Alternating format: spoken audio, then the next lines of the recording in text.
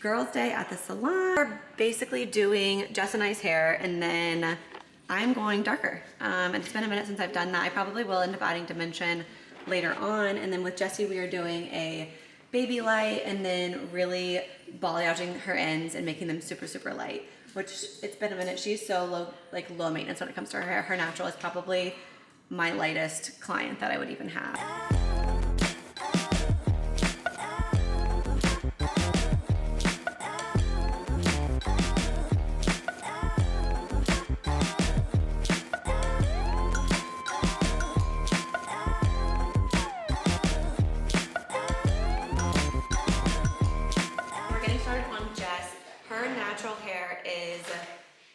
Pretty light. She's a natural level like 7. So we're just baby lighting her crown. And then what we're going to do after we get her rinsed is we are going to do a smudge root and then wet balayage her ends. And we're going to use gloves and actually like carry it through both sides of her ends.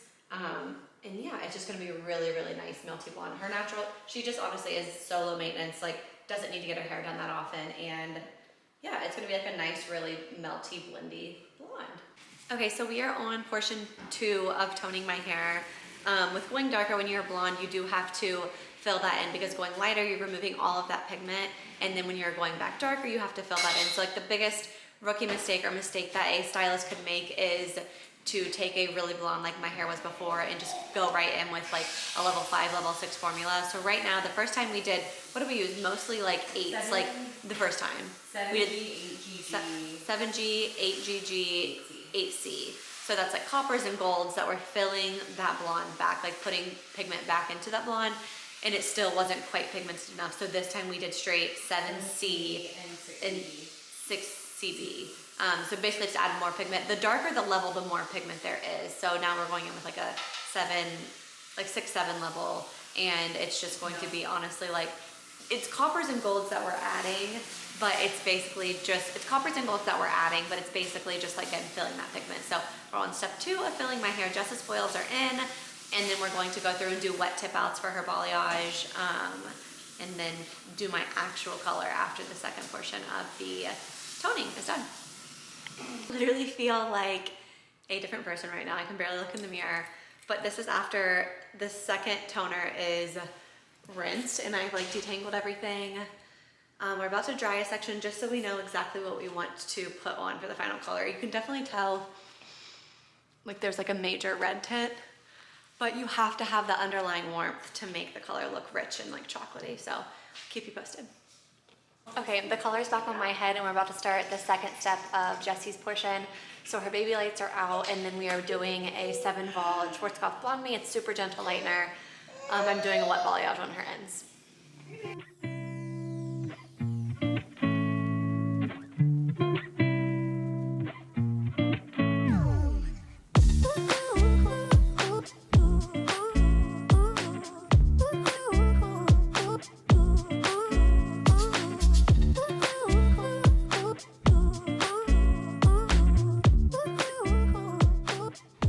Oh my gosh, you guys. I don't know which one's better lighting. I literally feel like I have a wig on. It's hard to tell if it's giving like an accurate vibe of what the color is, but I think Kendall's almost home with Kari and I do want to try. Is that him? No. I want to try to get Kari's reaction. I don't think he's gonna be, I think he's old enough to like not be afraid of me, but I also think he's gonna be like, Mom, what is wrong with your hair? He's just never seen me with anything but blonde, so I don't know what he's gonna think. So I want to try to get the reaction and see if it's funny.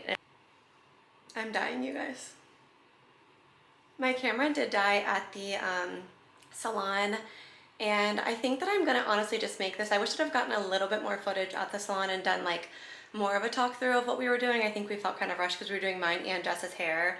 But I was gonna make this a weekly vlog and I think I'm just gonna condense it, kind of run through more of the formula a little bit later of what we did to my hair to kind of get it to this brown color for any stylists that are watching, or you know, especially young stylists that need to know why to fill the hair when you're going from blonde to brunette. Kari's almost home, so I'm gonna get his reaction. It's mommy! What's different? Do you like my hair?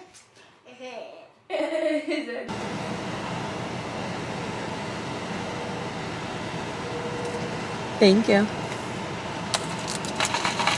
Literally, embarrassingly, just drove around the parking lot, hoping to find some better lighting, and it's just not hitting today, but that's okay. I don't know if you guys have ever had the brown sugar oat milkshake and espresso, but it is by far my favorite drink at Starbucks, and I try to make it all the time. We have the Breville espresso machine, and I've watched so many TikToks like trying to make it at home, trying to perfect the recipe, and it's just not the same.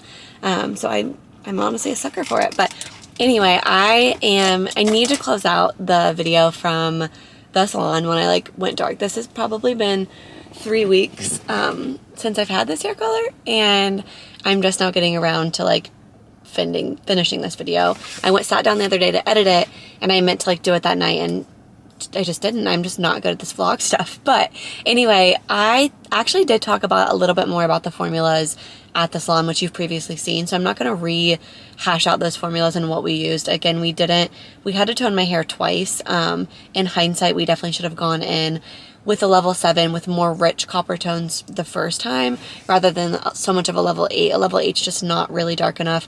It doesn't hold that much pigment to kind of get it where we need it to go. So we are all working together and we're like, this is what we should use. And, you know, as we're rinsing it, we're like, yep, we should have gone in with like straight like level 7 copper rather than level 8. The darker, this might make sense to people that don't do hair, but the darker the hair, the more pigment it holds, the more underlying pigment. So when your hair is brown, even if it's, you know, I definitely have some hues of red, but when it's brown, when you're a brunette, you do have so much underlying pigment.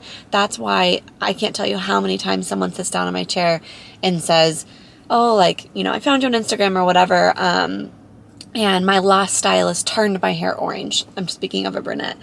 And I honestly am the first person to defend their previous stylist because their stylist didn't turn their hair orange. That is what's going to happen if any stylist lifts the hair. Now, maybe they didn't let it lift long enough to get it past that super orange phase, or maybe the hair literally couldn't, or maybe they didn't choose the right toner or whatever. But I always defend any other stylist in that situation because that's just a common misconception. No one's turning your hair orange or turning your hair yellow. Foil techniques may be different, or toners, the knowledge on how to use toners might not be there, but your underlying pigment of darker hair, it's not a stylish choice. Anyone that has darker hair, you have a lot of underlying pigment. So anyway, when we take you light, we're lifting and stripping all that pigment out. So going back dark, again, like I've said before in this video, it's just so important to add the same back in. I feel very confident in my color theory knowledge, and there's still times where when you're wanting to make a transition, it's not a one-step process, and that's just me being 100% honest. But yeah, anyway, there's just me like going on a rant. I hope you guys enjoyed this video of me going darker now that it's been 3 weeks and everyone doesn't even remember me blonde. I'm finally putting it out, but if any young stylist watching this, shouldn't say young, but like newer stylist, okay, my camera keeps overheating. This is like God's sign to me that I just need to close this video, be done.